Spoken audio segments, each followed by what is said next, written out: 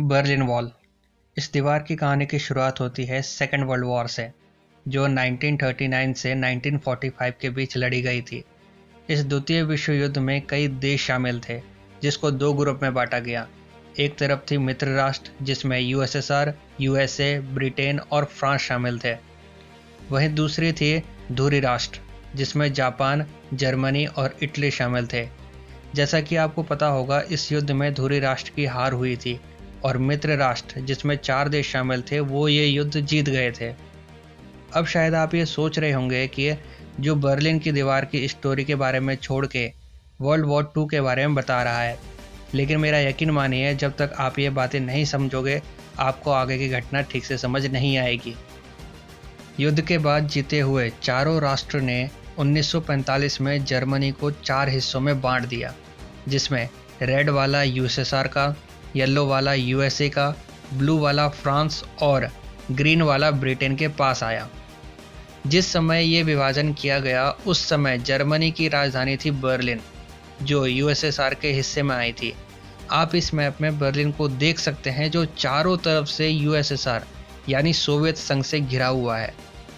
अब जिस तरीके से इन चारों राष्ट्रों ने जर्मनी को 4 हिस्सों में बांटा था, उसी तरीके से इन्होंने बर्लिन को भी 4 हिस्सों में विभाजित किया, जैसा कि आप अभी देख रहे हैं।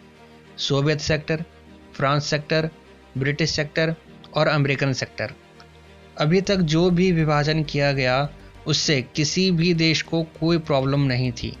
तो फिर बर्लिन की दीवार क्यों बनाई गई? द्वितीय विश्व युद्ध के बाद कोल्ड वॉर यानी शीत युद्ध स्टार्ट होता है, जिसमें दो विचारधाराओं की लड़ाई चल रही थी। इसमें पहली विचारधारा थी कैपिटलिस्ट। यूएसए, ब्रिटेन और फ्रांस इसी विचारधारा को मानते थे, और दूसरी विचारधारा थी कम्युनिस्ट, जिसे यूएसएसआर मानता था। अब हुआ यूं कि पूर्वी जर्मनी में रहने वाली जनता को वेस्टर्न सभ्यता अच्छी लगने लगी, इसलिए 1945 से 1949 के मध्य पूर्वी जर्मनी में रहने वाले लोग धन कमाने के लिए पश्चिमी जर्मनी जाने लगे।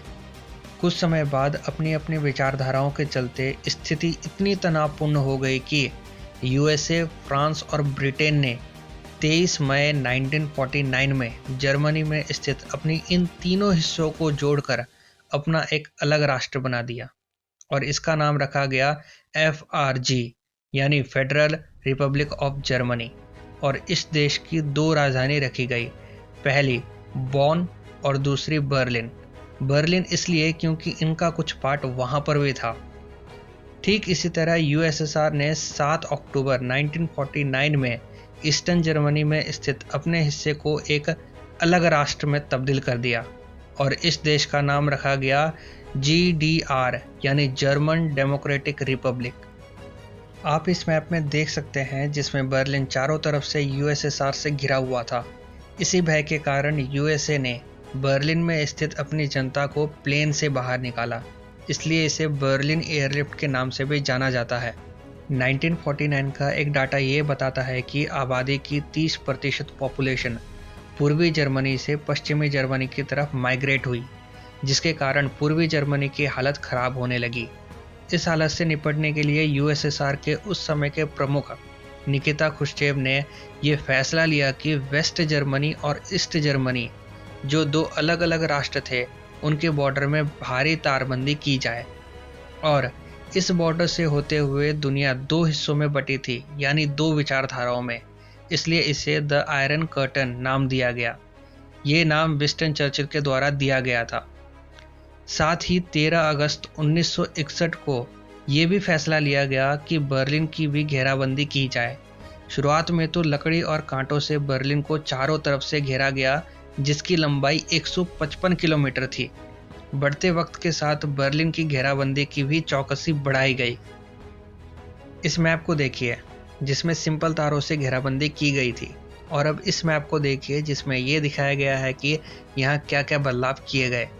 ये ईस्ट बर्लिन है और ये वेस्ट बर्लिन है। यहाँ पर दीवार है, दीवार के साइड में माइंस है, ताकि कोई दीवार क्रॉस करके भागने लगे तो वो बच ना पाए। ये वॉच टावर है, जहाँ से निगरानी रखी जाती थी।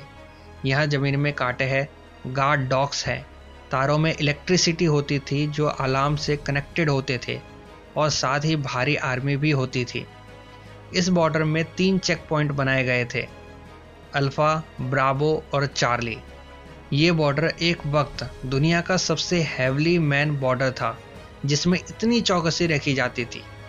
अब शायद आप ये समझ गए होंगे कि ये बॉर्डर यानी बर्लिन वॉल इतनी फेमस क्यों है।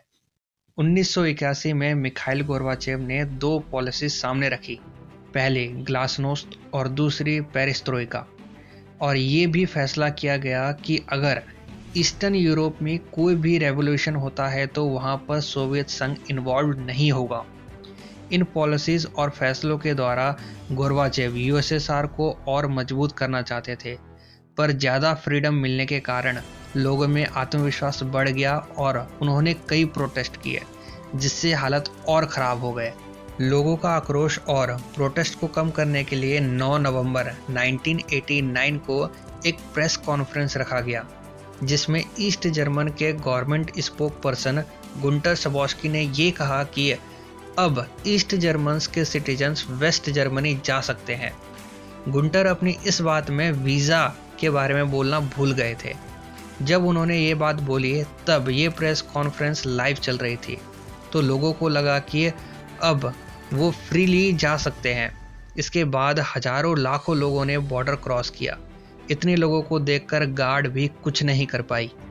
9 नवंबर इसी रात को जर्मन्स लोगों को जो भी मिला उससे उन्होंने दीवार तोड़ना शुरू कर दिया।